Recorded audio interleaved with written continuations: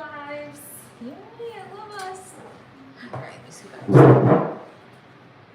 All right, welcome back everyone to Tuesday Lives. We are on YouTube, we're on TikTok, and we're on Instagram as well. Remember, I do these lives every Tuesday unless I'm traveling or maybe had a surgery or something else. Just a chance for all of us to connect and take your questions, see what's on your mind, and more. I like to use these lives as an opportunity to maybe review what hit the news in the last week. There are always so many world events, it feels like nowadays, along with new studies coming out and so much more. So I like to take a second, it forces me actually to take a second to dive deep and try to understand what's happening around me. So welcome. How many of you have joined a live before? I don't know if you've joined in the past or not. Remember, you can post your questions in the comments and my team is filtering them and looking at them to see which ones we can tackle today. We have about 20-30 minutes together, so we will tackle what we can and keep moving forward. All right, before I jump into what's on my mind, I always love to know where all of you are. So maybe as I'm talking, if you'll just put your city, maybe just put your city in the comments, and I love knowing where everybody's coming in from. Okay, so where I wanted to start, there's so many places we could start, but a study came out recently about the post-COVID effects on heart and heart disease. Now, what might be catching my eye along with yours is the number of young men and athletes and even some older people that are suddenly having heart attacks. I don't know if you've noticed that or not. I don't think it's a coincidence, and in this particular study, it was talking about the effects of COVID on the heart, how it's triggering a chronic inflammatory response, and how that in turn is really causing so many issues with heart health overall over a long period of time. I know many people don't actively think about their hearts. They're not thinking about their cardiovascular health other than cholesterol. Am I right? I feel like a lot of you think, okay, cholesterol's good, I'm done, I don't need to worry about anything else. I think nothing could be further from the truth. Now, what we know in the integrated world about heart health is that the heart really does get impacted by certain factors, but the biggest factor is inflammation. So anything that's driving inflammation, whether that is stress or trauma or cholesterol or high blood pressure, any of that, weight, all of that is going to impact the ability of the heart to function effectively. Now, what COVID seemed to do, both the vaccine and the actual virus, is trigger this inflammatory response targeted at the heart for certain people. And what I've noticed in general with COVID, to be 100% honest, is that it seems to go for your weakest link. So if you were maybe more predisposed to a heart issue, it seems to affect people in that way. On the other hand, some people are more predisposed to hormone stuff, so it impacted them that way. Now, one of the things too that I see over and over again in practice is that many women in particular don't think they need to worry about their heart health. And again, nothing could be further from the truth. I think there was a celebrity in the news recently, and I'm completely blanking on the name, I don't know if you guys saw that, who said that essentially she thought she was having reflux, but what she was really having was a heart attack. Because in women, the symptoms of heart disease are a little bit different, right? Or the symptoms of actually having a true MI or a heart attack are a little bit different. It's not always the crushing chest pain. It's not always the arm tingling going down the left. It can be feeling like reflux or back pain or even sometimes upper abdominal pain. So you have to be aware of what's happening there and really don't take your symptoms super lightly. So I don't know, has anyone experienced this stuff before? I don't know if you felt this or experienced it before. Now, back in 2019, those of you who've been following me for a while know that my husband had a heart attack, and he had, I would say, pretty classic symptoms. He had the crushing chest pain, he couldn't get comfortable, he was like shifting around constantly at night, and then had sort of the arm tingling and the heaviness in his arm is what he described. That was a classic heart attack, and yes, he has many of the risk factors for it, and he had had a day, or he'd had months of incredible stress and a particular incident that had happened the day before that had led to a full-out heart attack. So all of that to say, bring in COVID to an already stressful life, maybe you're already not in the healthiest of states, and what we're seeing is that COVID indeed did contribute And we know the vaccine did too. There were studies as well that came out, in regular news talking about the impacts on heart health. So what do you do, right? I'm not here to deliver doom and gloom, really just to, hey, be like, think about your heart. It's February, it's Heart Health Month. You do want to take this seriously. But so what do you do? So I would encourage everyone, men and women, hopefully you're both watching and listening, or you're going to go home and tell somebody you love, to check not only the classic heart disease markers, right, of total cholesterol, small particle size, which is really what does clog up the heart, but also to check things like a CRP, which is a marker of inflammation, a homocysteine level, which also looks at the inflammatory response and talks a little bit more about overall, the role of methylation, which is another topic with heart disease, in terms of what's happening with your heart health. So really make sure we're freezing up a little bit over here. Sorry, guys. So really paying attention to that is, I think, incredibly important when it comes to looking at your risk for heart health. Now, what you can do even to be a little bit more aggressive is, hopefully, can you guys on Instagram see me? I think you are freezing. I don't know why. It's coming back? Okay. All right. So if you're freezing, I apologize. But again, talking about the markers of heart health and what we need to be thinking about, I'm going to repeat them in case some of you missed them. But CRP was one, homocysteine, total cholesterol, but even looking at cholesterol particles, so that's looking at small particles, large particles, all of them, and understanding what your fractionation of the particle size is. And then looking at other inflammation markers. So look at accelerate, ESR is sort of the acronym for that. So looking at accelerate too makes a difference and really helps with understanding where your overall inflammatory load is.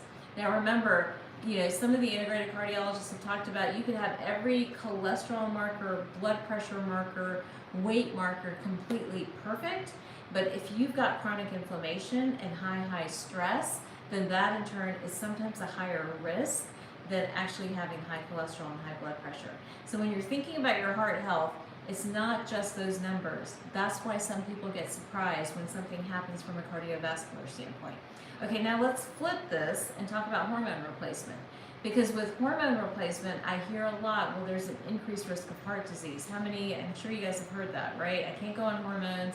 I have X, Y, and Z that goes with the heart. Here's what we're missing in that particular conversation. In that conversation, what we're missing is simply that if we're not metabolizing hormones well, right? We're not breaking hormones down effectively, that is now going to be your heart disease risk as well because it impacts clotting. So high hormones are high hormones. They impact everything. Your breast cancer risk, your heart disease risk, your mental health, your weight, and so much more. But when hormones are in the right place, right? When you're breaking a hormone down effectively, when it's moving from point A to point B without any issues or any problems, hormones actually work for you and can be heart protective. So what do I have a problem with? I have a problem with pellets, testosterone pellets, estrogen, super high dose estrogen or oral estrogen. These types of hormone replacement usually get stored in the body and in turn are a higher heart disease risk. So I hate that particular form of hormone replacement. Instead, doing something very gentle, very low dose that works with the body can actually help a lot of our patients feel good, help all of us feel good, quite honestly, but at the same time, not have sort of the implications of creating more inflammation than was there to begin with, right? So see how I keep winding back to this word inflammation, because I think that is the word that everybody needs to be screening for, thinking about whether you're talking about heart disease, whether you're talking about autoimmune disease, or even if you're talking about mental health or general female or male health. That's the word that we need to keep thinking about over and over again. So inflammation can show up in lots of different ways, right? It is the result of stress. It is the result of not sleeping well and not eating a generally anti-inflammatory diet. So in your day-to-day lives, right, think about incorporating some of these habits in. I see a question pop up, how can we decrease inflammation? I think the first place is get deep, consistent sleep. Make sure you're falling asleep, make sure you're staying asleep. These are things that are going to help you lower the inflammatory load. I think the second is to make sure you're eating in a way that promotes beating inflammation. So taking out the sugar, taking out a lot of processed or packaged foods. Those are some of the biggest sources of inflammation. lowering gluten, lowering dairy, all of these are things that ultimately impact your inflammatory load. And I think the third is stress. Unfortunately, stress and stress management. Give me a wave if you guys are stressed. How many of you feel stressed? Like you're walking around feeling super stressed, like you just can't get everything done and it's starting to build up and overwhelm you. I think that is the biggest risk factor for inflammation. I think that when we're stressed, cortisol levels go up. Not I think, I know, I get to see this in lab work all the time.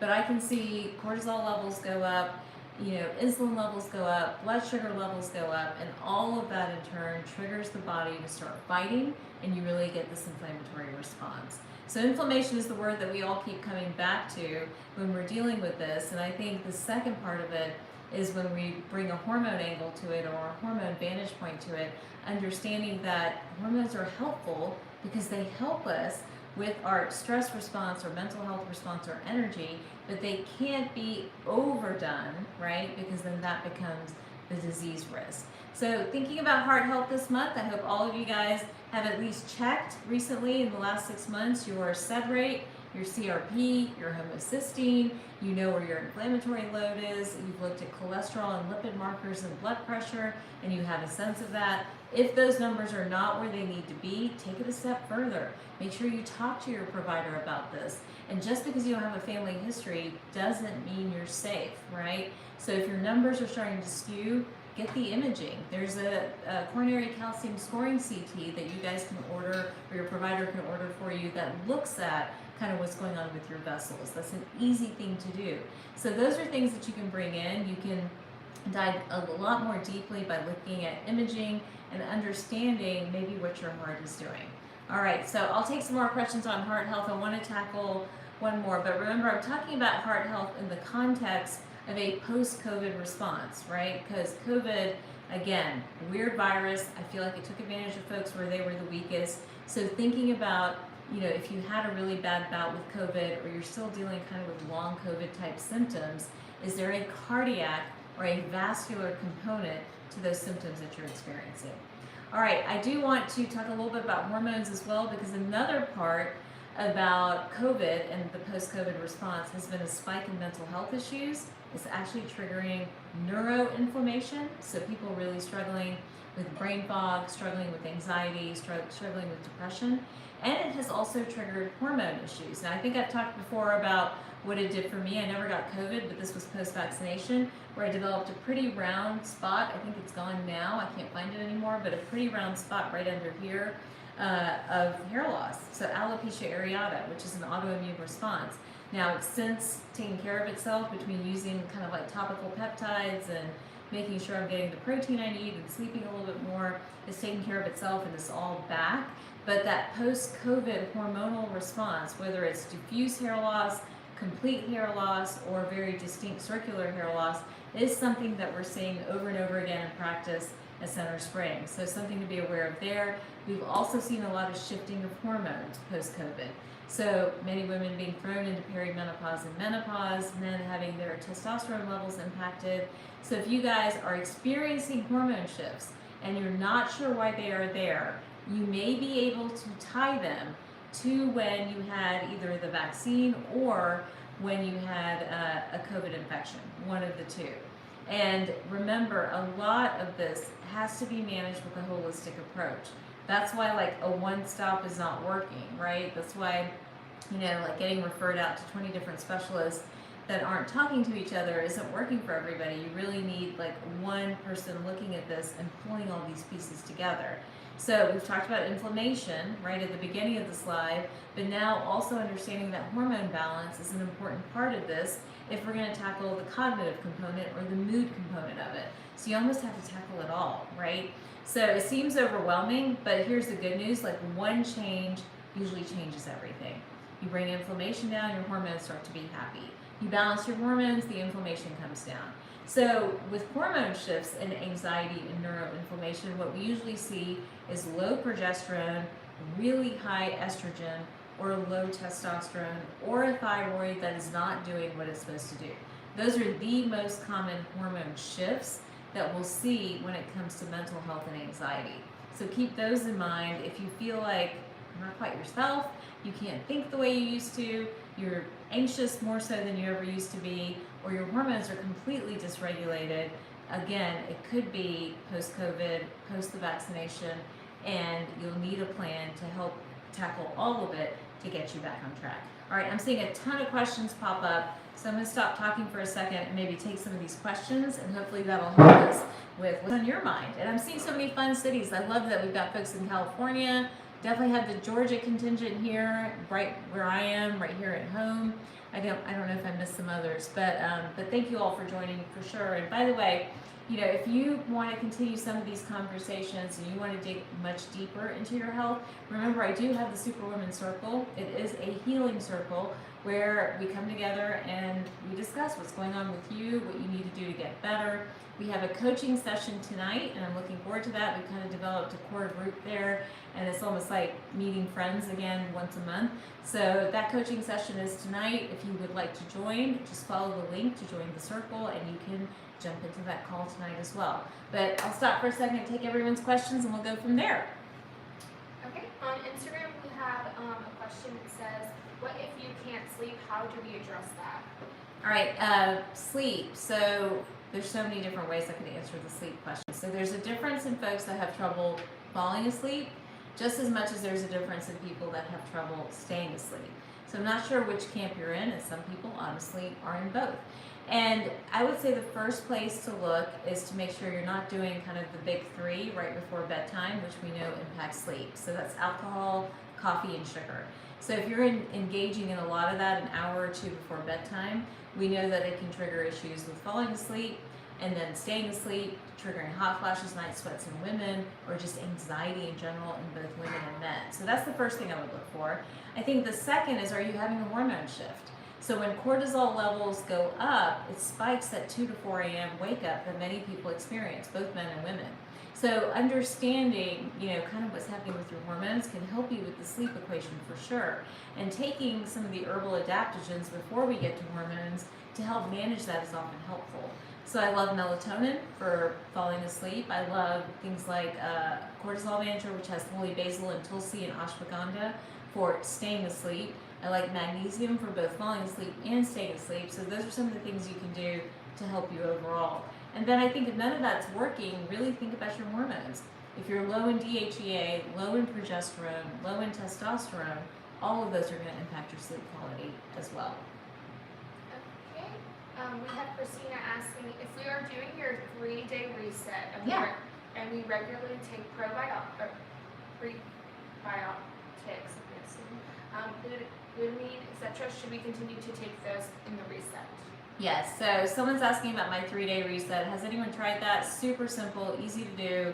It's on the website. I think it's on the Instagram shop as well. But a very simple program just to kind of reboot your gut and kind of bring some inflammation down. Yes, if you're doing the 3-day reset and you've been doing prebiotics and glutamine and things like that, then absolutely you can definitely continue to do that as well on the reset itself. Okay. And what supplements would you suggest to take for heart health? Oh, that's a good one. Okay, so if we're just going to say heart health, then the things we're loving are things that reduce inflammation, improve blood flow in general, and then manage cholesterol. So the first would be CoQ10. I love CoQ10 because it just brings more antioxidants to the heart, helps with overall blood flow as well. So that's a big one that I like to use. I usually say 100 to 300 milligrams a day. We love using curcumin and omega-3s. We have something in the practice that combines the two, and that actually helps in a dose of 1 gram to 2 grams a day because that in turn helps with lowering inflammation. It actually acts like a blood thinner as well, so it's super helpful that way. And I think last but not least, for cholesterol, by the way, omega-3s help cholesterol too, so that's a big one for us for cholesterol. I like berberine because berberine helps manage glucose, but it actually helps to lower cholesterol as well. Okay, Jody asks, 100 milligrams or mg progesterone, is it safe to take with AFib? 100 milligrams of progesterone. So that is a big dose of progesterone. We want to see what your body's doing with it. So I'd make sure you're getting the progesterone metabolites checked and you're breaking progesterone down effectively. If so, then yes, it's safe to take with AFib. And there are actually many women for whom when progesterone levels drop, that's when AFib sometimes presents itself.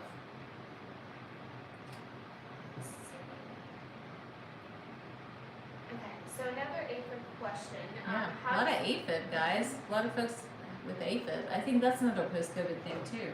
But it is another hormone shift as well. So we'll see a lot of AFib with hormone shifts. Miriam asks, how does it affect the heart if you have AFib, for example? My mom got worse after COVID. Yeah, so any arrhythmia of the heart, you're slightly more predisposed to an inflammatory response surrounding the heart. So if you had AFib and then you got COVID, yes, you're going to be more vulnerable to COVID for sure. If you've had other arrhythmias or a prior, issue with your heart, then yes, you're going to be more vulnerable to COVID for sure.